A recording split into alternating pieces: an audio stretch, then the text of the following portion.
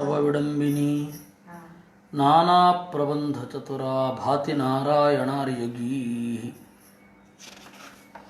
वाल्मीकिर्गौः पुनीयान्नः महीधरपदाश्रया यत्काव्यमुपजीवन्ति कवयस्तरणका इव।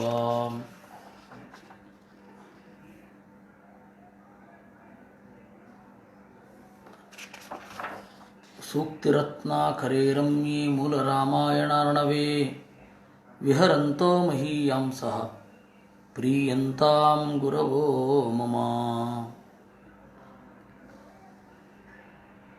ತ್ರಿಶಿರ ಮತ್ತು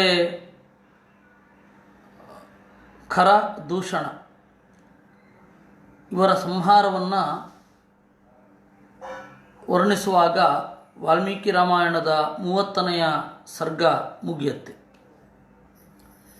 ಖರನನ್ನು ಕೊಲ್ಲುವ ಮೊದಲು ರಾಮಚಂದ್ರ ಹಲವಾರು ಮಾತುಗಳನ್ನು ಆಡ್ತಾನೆ.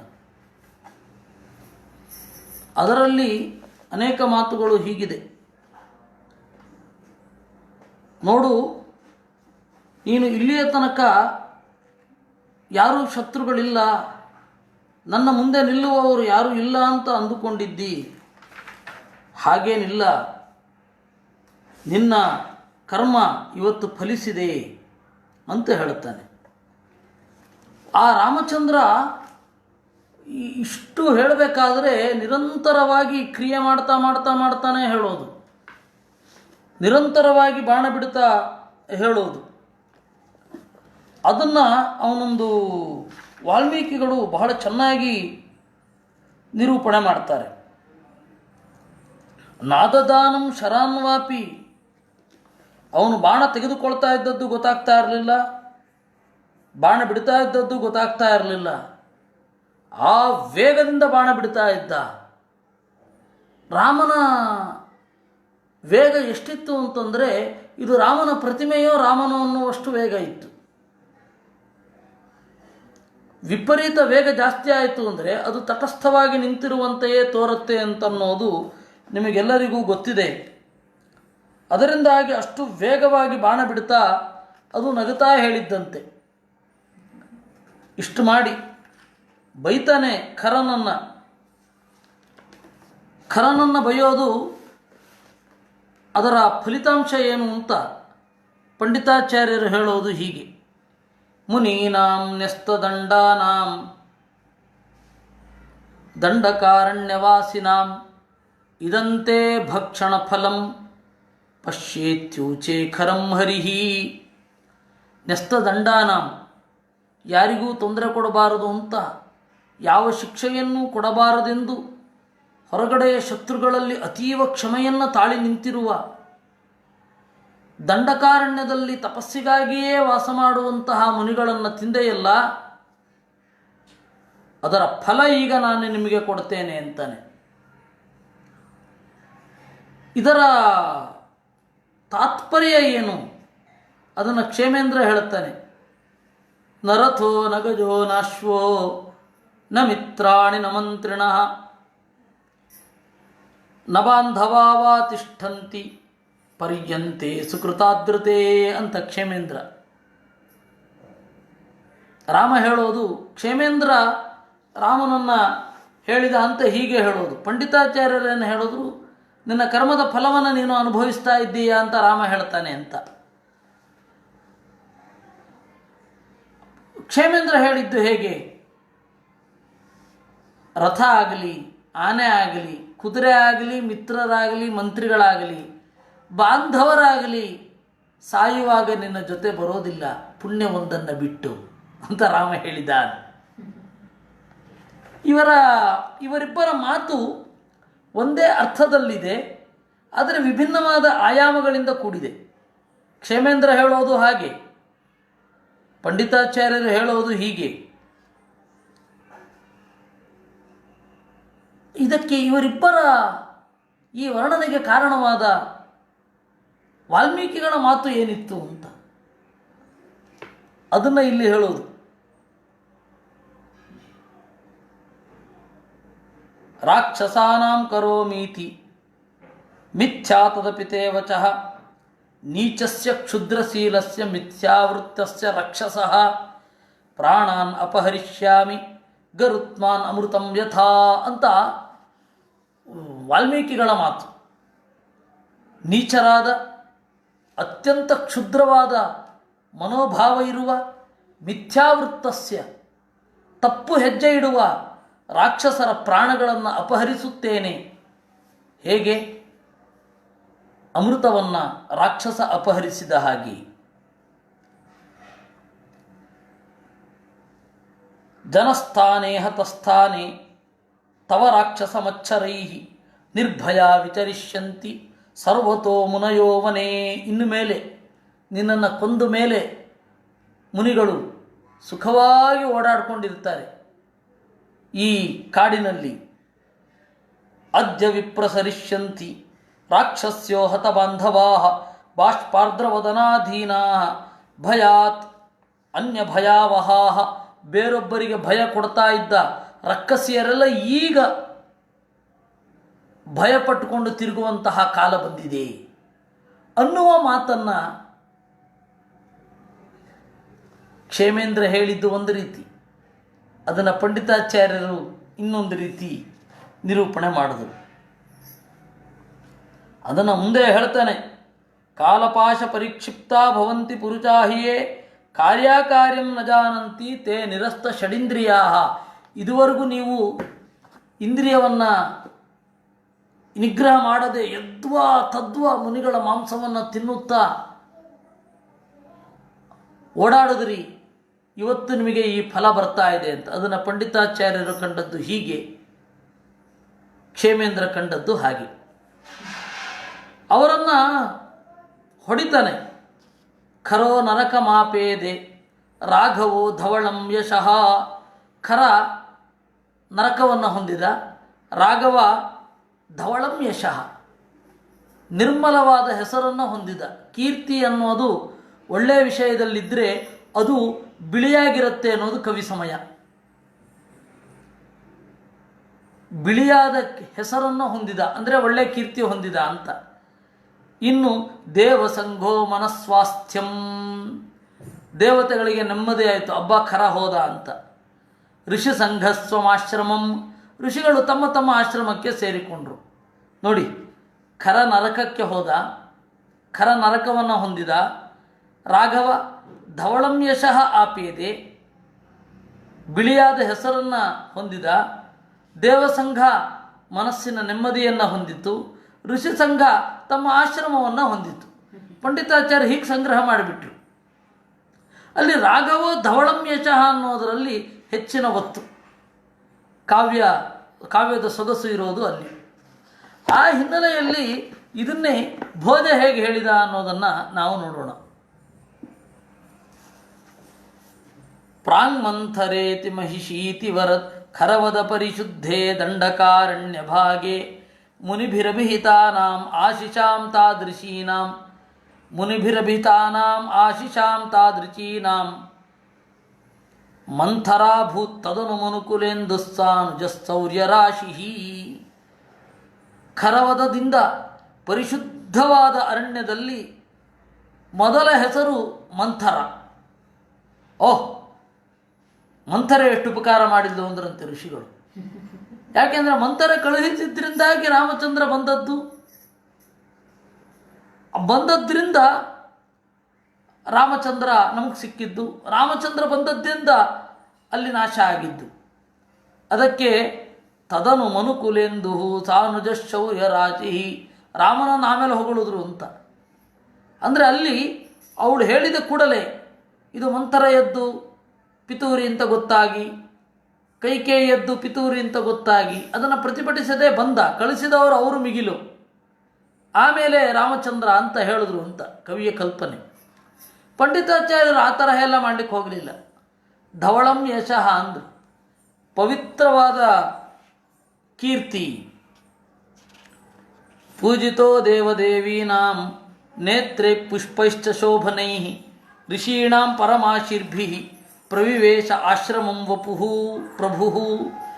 ದೇವತೆಗಳ ಮತ್ತು ದೇವತಾ ಸ್ತ್ರೀಯರ ಕಣ್ಣುಗಳಿಂದ ಮತ್ತು ಹೂವುಗಳಿಂದ ಆರಾಧಿತನಾದ ರಾಮಚಂದ್ರ ಆಶ್ರಮವನ್ನು ಪ್ರವೇಶ ಮಾಡಿದ. ಈ ನೇತ್ರೈಹಿ ಅಂತ ಹೂವಿನಿಂದ ಸರಿ, ನೇತ್ರೈಹಿ ಆರಾಧಿತ ಅನ್ನುವ ರೂಪಕವನ್ನು ಅವರು ಪಡೆದದ್ದು ಎಲ್ಲಿಂದ? ಅವರು ಪಡೆದದ್ದು ಮಧ್ವಾಚಾರ್ಯರಿಂದ. ಇಂದಿರಾ ಚಂಚಲ ಪಾಂಗನೀರಾಜಿತಂ ಅಂದ್ರು ಆಚಾರ್ಯ. ಇಂದಿರಾ ಲಕ್ಷ್ಮೀದೇವಿಯ, ಚಂಚಲ ದೇವರ ಇಡೀ ಮೈಯನ್ನು ನೋಡುವ, ಅಡಿಯಿಂದ ಮುಡಿಯವರೆಗೆ ದೇವರನ್ನು ನೋಡುವ ಲಕ್ಷ್ಮೀದೇವಿಯ ಕಣ್ಣೋಟವೇ ಆರತಿಯಂತೆ ಇತ್ತು ಅಂತ ಮಧ್ವಾಚಾರ್ಯರು ಹೇಳಿದ್ರಲ್ವ. ಇಂದಿರಾ ಚಂಚಲ ಪಾಂಗನೀರಾಜಿತಂ ಅಂತ. ವಂದಿತಾ ಶೇಷವಂದ್ಯೋರು ವೃಂದಾರಕಂ ಚಂದನಾ ಚರ್ಚಿತೋದಾರಪೀನಾಂಸಕಂ ಇಂದಿರಾ ಚಂಚಲಾ ಪಾಂಗನೀರಾಜಿತಂ ಮಂದರೋದ್ಧಾರಿ ವೃತ್ತೋದ್ಭುಜಾ ಭೋಗಿನಂ. ಅದನ್ನು ಹೇಳೋದು.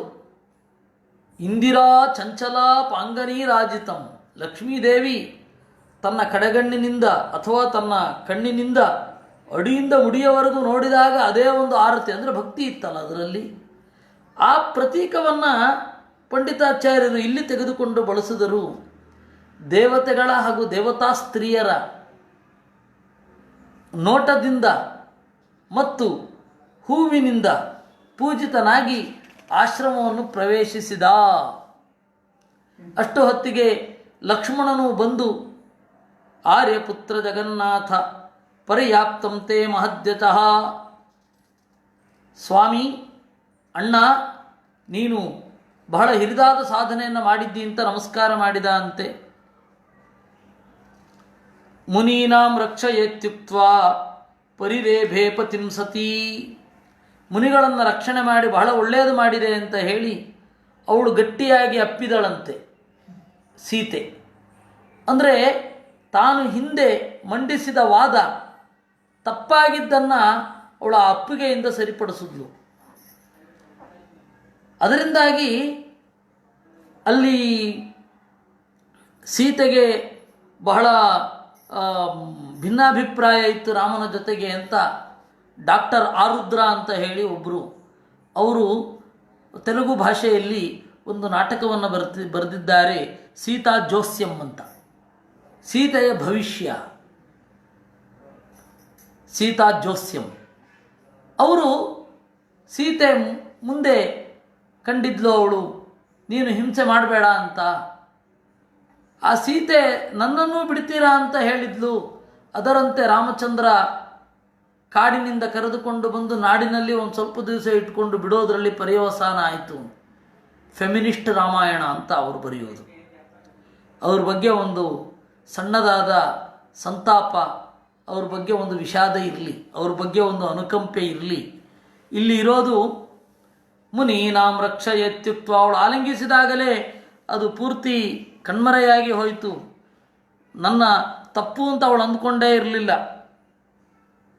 ಆದ್ದರಿಂದ ಅವನು ಹೇಳೋದು ಮುದಾ ಪರಮಯ ಯುಕ್ತ ದೃಷ್ಟ್ವಾ ರಕ್ಷೋ ಗಣಾನ್ ಹತಾನ್. ಅದನ್ನು ಸ್ಪಷ್ಟವಾಗಿ ವಾಲ್ಮೀಕಿ ರಾಮಾಯಣದಲ್ಲಿ ಹೇಳೋದು. 30ನೇ ಸರ್ಗ 40ನೆಯ ಶ್ಲೋಕ. ತಂ ದೃಷ್ಟ್ವಾ ಶತ್ರುಹಂತಾರಂ ಮಹರ್ಷೀಣಾಂ ಸುಖಾವಹಂ ಬಭೂವ ಹೃಷ್ಟಾ ವೈದೇಹಿ ಭರ್ತಾರಂ ಪರಿಶಸ್ವಜೇ. ತನ್ನ ಗಂಡನನ್ನು ಆಲಿಂಗಿಸಿದಳು. ಮುದಾ ಪರಮಯ ಯುಕ್ತ ದೃಷ್ಟ್ವಾ ರಕ್ಷೋ ಗಣಾನ್ ಹತಾನ್. ರಕ್ಷೋ ಗಣ ಹತಾನ್ ದೃಷ್ಟ್ವ, ರಕ್ಷೋ ಗಣಾನ್ ಹತಾನ್ ದೃಷ್ಟ್ವ. ಎಲ್ಲ ರಾಕ್ಷಸರು ಸತ್ತು ಬಿದ್ದಿರುವುದನ್ನು ನೋಡಿ ಗಂಡನನ್ನು ಆಲಿಂಗಿಸಿದಳು. ಆನಂದದಿಂದ ನೋಡಿದಳಂತೆ. ಸಜ್ಜನರಿಗೆ ತೊಂದರೆ ಕೊಡ್ತಾ ಇದ್ದ ಇವರೆಲ್ಲ ಹೋದರಲ್ಲ ಅಂತ. ಅಲ್ಲಿ ವಾಲ್ಮೀಕಿ ರಾಮಾಯಣದಲ್ಲಿ ಸ್ಫುಟವಾಗಿ ಹೇಳಿದ್ದಾರೆ, ರಾಮಂ ಚೈವ ಅವ್ಯಯಂ ದೃಷ್ಟ್ವ ತುತೋಷ ಜನಕಾತ್ಮಜ.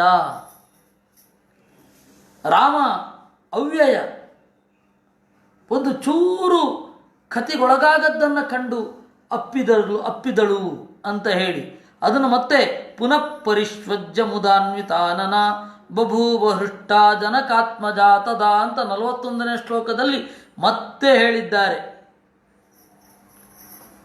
ಇಲ್ಲಿ ಒಂದು ವಾಲ್ಮೀಕಿ ರಾಮಾಯಣದಲ್ಲಿ ಇನ್ನು ಮುಂದೆ ಒಂದು ಪಾಠ ವೈಯಾಕುಲ್ಯ ಬರುತ್ತೆ. ಅದು ಅಕಂಪನ ಹೋಗಿ ಹೇಳಿದ. ಅಕಂಪನ ಅಂತ ಒಬ್ಬ ರಕ್ಕಸ, ಅವನು ಖರದೂಷಣರ ಪಡೆಯಲ್ಲಿ ಇದ್ದವ. ರಾವಣನ ಬಳಿ ಹೋಗಿ ಖರದೂಷಣರ ಸಾವನ್ನು ಕುರಿತು ಹೇಳಿದ. ರಾವಣ ಸೀದಾ ಬಂದ, ಮಾರೀಚ ಬುದ್ಧಿವಾದ ಹೇಳಿದ, ವಾಪಸ್ಸು ಹೋದ. ಆಮೇಲೆ ಶೂರ್ಪಣಖಿ ಹೋಗಿ ಹೇಳಿದಳು ಅನ್ನೋದು ಪ್ರಚಲಿತ ವಾಲ್ಮೀಕಿ ರಾಮಾಯಣದ ಪಾಠ. ವಾಲ್ಮೀಕಿ ರಾಮಾಯಣದಲ್ಲಿ ಈಗ ಇರತಕ್ಕಂತಹ ಪಾಠ ಶ್ಲೋಕ. ಇದನ್ನು ನಾವು ಪ್ರಾಚೀನ ವ್ಯಾಖ್ಯಾನಗಳೊಂದಿಗೆ ಚಿಂತನೆ ಮಾಡಿದರೆ ವಾಲ್ಮೀಕಿ ರಾಮಾಯಣದ ಉದ್ದೇಶ ಏನಾಗಿದ್ದಿರಬಹುದು ಅಂತ ಚಿಂತನೆ ಮಾಡಿದ್ರೆ ಇದೊಂದು ಪಾಠ ವೈಯಾಕುಲ್ಯ ಅಂತ ಅನ್ನೋದು ಗೊತ್ತಾಗುತ್ತೆ. ವಾಲ್ಮೀಕಿ ರಾಮಾಯಣದಲ್ಲಿ ಬೇಕಾದಷ್ಟು ಪ್ರಮಾದಗಳಾಗಿ ಹೋಗಿದೆ. ಅದರ ತಪ್ಪನ್ನು ನಾವು ಪಂಡಿತಾಚಾರ್ಯರ ಸಂಗ್ರಹ ರಾಮಾಯಣದಿಂದ ತಿದ್ದುಕೊಳ್ಬಹುದು. ಮೊದಲು ಶೂರ್ಪಣಖೆ ಹೋಗಿ ಹೇಳಿದ್ಲು. ಶೂರ್ಪಣಖೆ ಮಾತನ್ನು ನಂಬಲಿಲ್ಲ. ಯಾಕೆಂದರೆ ರಾಜನಾದವನು ಮೊದಲನೇ ಇನ್ಫಾರ್ಮೇಷನ್ ಬಂದಾಗ ತೂಗಿ ನೋಡಬೇಕಂತೆ. ಆಮೇಲೆ ಎರಡನೇ ಇನ್ಫಾರ್ಮೇಷನ್ನು ಅಕಂಪನ ಬಂದು ಹೇಳಿದ್ದು, ಮತ್ತೆ ತೆರಳಿದ್ದು. ಅದರಿಂದಾಗಿ ನಾವು ವಾಲ್ಮೀಕಿ ರಾಮಾಯಣದ ಪಾಠವೈಯಾಕುಲ್ಯವನ್ನು ನಾವೇನು ಮಾಡಬೇಕು, ಇದರಿಂದ ತೆಗೆದುಕೊಳ್ಬೇಕು, ಸಂಗ್ರಹ ರಾಮಾಯಣದಿಂದ ಸರಿ ಮಾಡಿಕೊಳ್ಬೇಕು. ಅವಳು ಮೊದಲು ಶೂರ್ಪಣಕ್ಕೆ ಹೋಗಿದ್ದು. ಮಧ್ವಾಚಾರ್ಯರು ನಿರ್ಣಯದಲ್ಲಿ ಸ್ವಸುರು ಮುಖಾತ್ ಅವಿಕಂಪನಾಚ್ಚ, ಸ್ವಸುರು ಮುಖಾತ್ ಮೊದಲು ತಂಗಿಯ ಮಾತನ್ನು ಕೇಳಿದ್ದು, ಆಮೇಲೆ ಅಕಂಪನನ ಮಾತನ್ನು ಕೇಳಿದ್ದು ಅಂತ. ಅದರಿಂದಾಗಿ ತಂಗಿ ಶೂರ್ಪಣಕ್ಕೆ ಮೊದಲು ಹೋಗಿದ್ದು. ಹೇಗೆ ಅಪ್ಪಳಿಸಿದಳು ಅವಳು, ಶೂರ್ಪಣಕ್ಕೆ ಲಂಕೆಗೆ ಅಕ್ಷರಶಃ ಅಪ್ಪಳಿಸಿದಳು ಅಂತ ಹೇಳ್ತಾರೆ. ಕೊರೋನಾ ಅಪ್ಪಳಿಸಿದ ಹಾಗೆ ಅಪ್ಪಳಿಸಿದ್ಳು. ಹೇಗೆ? ಪರಾಕ್ರಂದ ಪರಾದೃಷ್ಟ್ವಾ ರಾಕ್ಷಸೀ ರಕ್ಷಸಾಂವಧಂ ಲಂಕಾಂ ಅಭ್ಯದ್ರವತ್ ಕ್ರುದ್ಧ ಕೃತ್ತಿಕೇವ ಭಯಂಕರಿ. ಕೃತ್ತಿಕಾ ಅಂತಂದರೆ ಮಾಟ, ಅಭಿಚಾರ. ಅಭಿಚಾರ ಬಂದು ಅಪ್ಪಳಿಸಿದ ಹಾಗೆ ಲಂಕೆಗೆ ಬಂದಳು ಅಂತ. ಆಮೇಲೆ 32ನೆಯ ಸರ್ಗವನ್ನು ಪಂಡಿತಾಚಾರ್ಯರು ಯಾವ ರೀತಿ ಸಂಗ್ರಹ ಮಾಡಿದ್ದಾರೆ. ಎಂತಹ ರಾವಣನನ್ನು ನೋಡಿದಳು ಅಂತ ಹೇಳಿ 32ನೆಯ ಅಧ್ಯಾಯದಲ್ಲಿ 25 ಶ್ಲೋಕಗಳಿದೆ.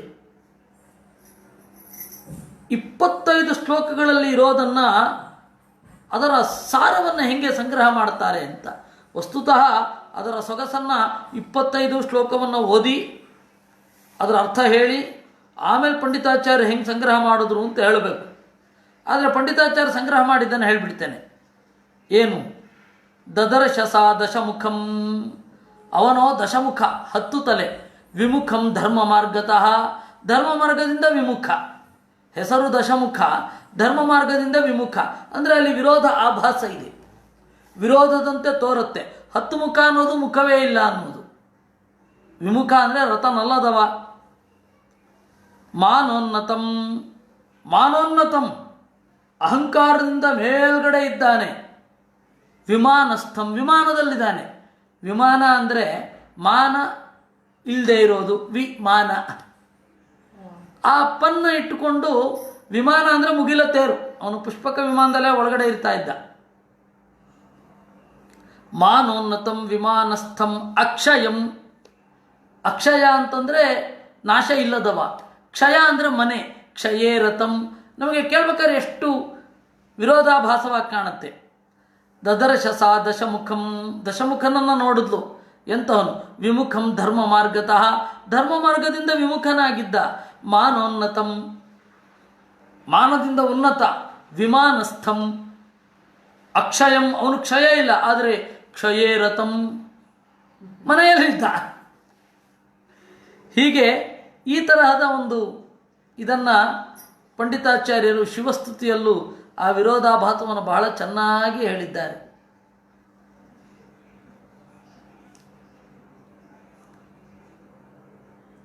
ನೀನು ತ್ರಿನೇತ್ರ ಅತ್ರಿನೇತ್ರೋದ್ಭವಂ ಅಂತ.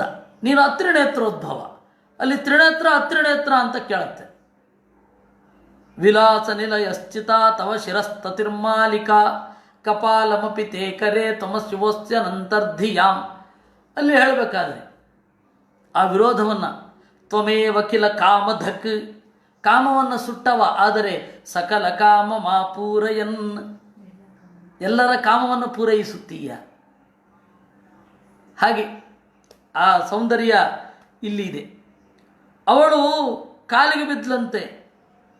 ಉವಾಚ ವಾಚಂ ಪರುಷಾಂ ರಾಕ್ಷಸಂ ಕೋಪಯಂತ್ಯಲಂ, ರಕ್ಕಸನನ್ನು ಕೋಪಗೊಳ್ಳುವಂತೆ ಮಾಡಿದಳು. ಮತ್ತಃ ಪ್ರಮತ್ತಃ ಕಾಮಿತ್ವಂ ವಿಜಿತ್ಯಾಪಿ ಜಗತ್ರಯಂ ರಾಜಲಕ್ಷಣಹೀನೋಸಿ ಭಯಂ ಪ್ರಾಪ್ತಂ ನ ಬುದ್ಧ್ಯಸೆ. ಮತ್ತಃ ಪ್ರಮತ್ತಃ ಕಾಮಿ, ಮತ್ತಃ ವಿಪರೀತ ಅಹಂಕಾರದಲ್ಲಿ ಇದ್ದೀಯ, ಆದ್ದರಿಂದಲೇನೆ ಪ್ರಮತ್ತಃ ಮೈಮರೆತಿದ್ದೀಯ. ಕಾಮಿ, ಮೂರು ಲೋಕವನ್ನು ಗೆದ್ದಿದ್ದೀಯ, ಆದರೆ ಕಾಮದ ಮೇಲೆ ಹಿಡಿತವನ್ನೇ ಸಾಧಿಸಿಲ್ಲ. ರಾಜಲಕ್ಷಣ ಹೀನೋಸಿ, ರಾಜನ ಲಕ್ಷಣ ಒಂದಾದರೂ ಇದೆಯೇನು?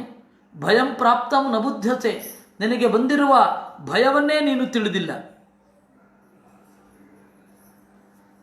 ಜನಸ್ಥಾನೇ ವಧಿದ್ರಾಮ ತ್ರಿಶಿರಖರದೂಚಣಾನ್ ಸವಿರೂಪಿತವಾನ್ ಮಾಂಚ ತ್ವಂ ಶೇಷೇ ಮೃತಕೋಪಮಃ.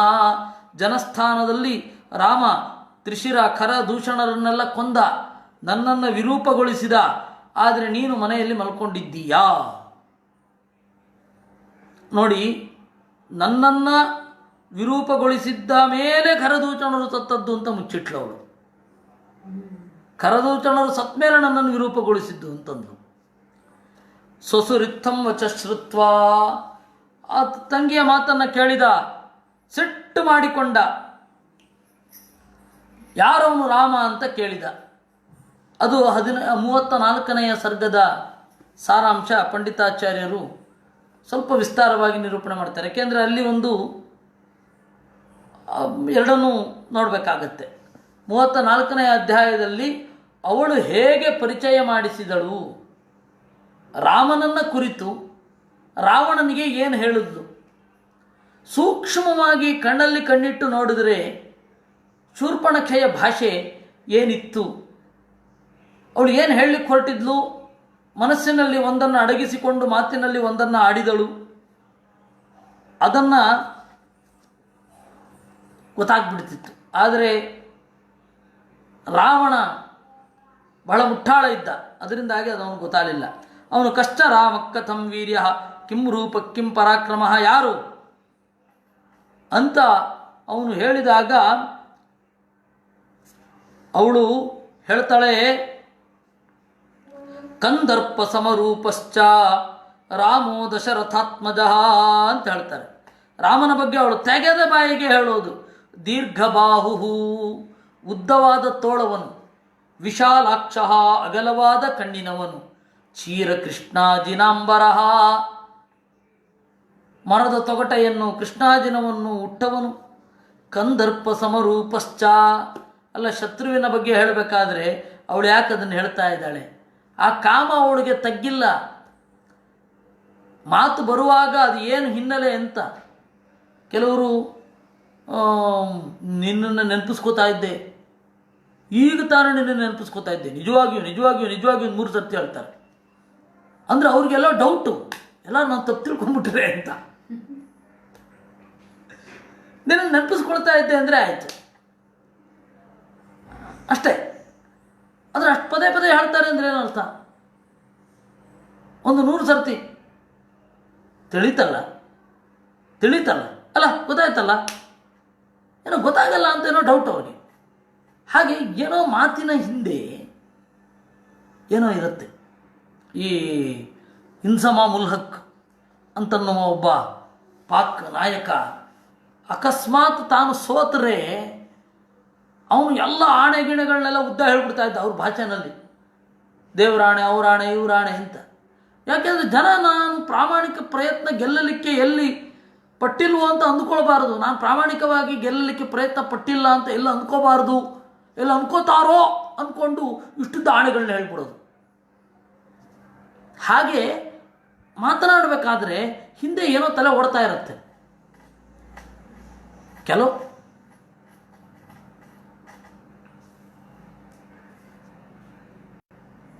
ಒಂದು ಅದನ್ನು ಉಳಿದ ಭಾಗವನ್ನು ನಾವು ಮುಂದೆ ನೋಡೋಣ. ಈಗ ನಮ್ಮ ಸ್ವಾಮಿಗಳ ಫೋನ್ ಬರ್ತಾ ಇದೆ, ಅದನ್ನು ನಾನು ಅಟೆಂಡ್ ಮಾಡಬೇಕಿದೆ. ಅದರಿಂದಾಗಿ ಇದನ್ನು ಹೀಗೆ ಅಬ್ರುಪ್ಟಾಗಿ ನಿಲ್ಲಿಸ್ತಾ ಇದ್ದೇನೆ. ಕೃಷ್ಣಾರ್ಪಣಮಸ್ತು.